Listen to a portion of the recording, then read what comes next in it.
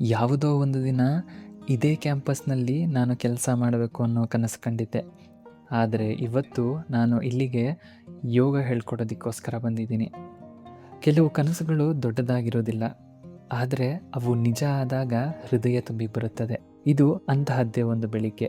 ನನ್ನ ಜೀವನದಲ್ಲಿ ಎಂದಿಗೂ ಮರೆಯಲಾಗದಂತಹ ಒಂದು ದಿನ. ಬೆಳಿಗ್ಗೆ ಸುಮಾರು 5:30ಕ್ಕೆ Infosys campus ತಲುಪಿದೆವು.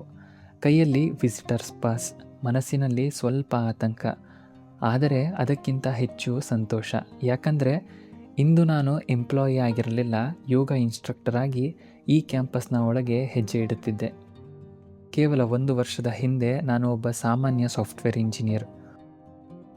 Office, deadlines, meetings, stress, ಆ ಜೀವನದ ಮಧ್ಯೆ ಯೋಗ ನನ್ನ ಜೀವನವನ್ನೇ ಬದಲಾಯಿಸಿತು. ಇಂದು ಅದೇ ಯೋಗವನ್ನು ಮತ್ತೊಬ್ಬರ ಜೀವನಕ್ಕೆ ತಲುಪಿಸುವಂತಹ ಅವಕಾಶ ಸಿಕ್ಕಿತ್ತು. ಬೆಳಿಗ್ಗೆ 6:30ಕ್ಕೆ ನಮ್ಮ ಯೋಗ ಸೆಷನ್ ಆರಂಭವಾಯಿತು. ಸುಮಾರು 10 ಜನರು ತಮ್ಮ ದಿನವನ್ನು ಯೋಗದ ಮೂಲಕ ಆರಂಭಿಸಿದರು. ಸ್ಟ್ರೆಚಿಂಗ್, ಉಸಿರಾಟ, ನಗು, ಹಾಗೆ ನೆಮ್ಮದಿ. 1 ಗಂಟೆಯ ಆ ಯೋಗ ಸೆಷನ್ನಲ್ಲಿ ಯೋಗ ಅಂದರೆ ಕೇವಲ ಎಕ್ಸಸೈಸ್ ಅಲ್ಲ, ಅದು ಮನಸ್ಸನ್ನು ಮತ್ತೆ ಮನೆಗೆ ಕರೆದುಕೊಂಡು ಬರುವ ದಾರಿ ಅಂತ ತಿಳಿಸಿದ್ದಾಯಿತು. ಒಬ್ಬ ಇನ್ಸ್ಟ್ರಕ್ಟರ್ ಆಗಿ ನಾನು ಅಲ್ಲಿ ನಿಂತಿರಲಿಲ್ಲ. ಯೋಗ ಕಲಿಸುವುದು ಅಂದರೆ ಆಸನ ಮಾಡಿ ತೋರಿಸುವುದಲ್ಲ, ಯಾರಾದರೂ ಒಬ್ಬರ ದಿನವನ್ನು ಹಗುರವಾಗಿ ಮಾಡುವುದು. 1 ಗಂಟೆ, 10 ಜನ, ಆದರೆ ನನಗೆ ಅದೊಂದು ಹೊಸ ಆರಂಭ. ಜೀವನ ಇಲ್ಲಿ ಕರೆದೊಯ್ಯುತ್ತದೆ ಅನ್ನುವುದು ಯಾರಿಗೂ ಗೊತ್ತಿಲ್ಲ, ಆದರೆ ಒಂದು ವಿಷಯ ಮಾತ್ರ ನಿಜ.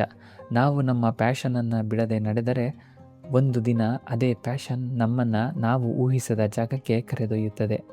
ಈ ಅವಕಾಶ ಕೊಟ್ಟಂತಹ ಪ್ರತಿಯೊಬ್ಬರಿಗೂ ಹಾಗೂ ನನ್ನ ಗುರುಗಳಾದಂತಹ ವಿಜಯ್ ಕುಮಾರ್ ಸರ್ ಅವರಿಗೂ ನನ್ನ ಹೃದಯಪೂರ್ವಕ ಧನ್ಯವಾದಗಳು.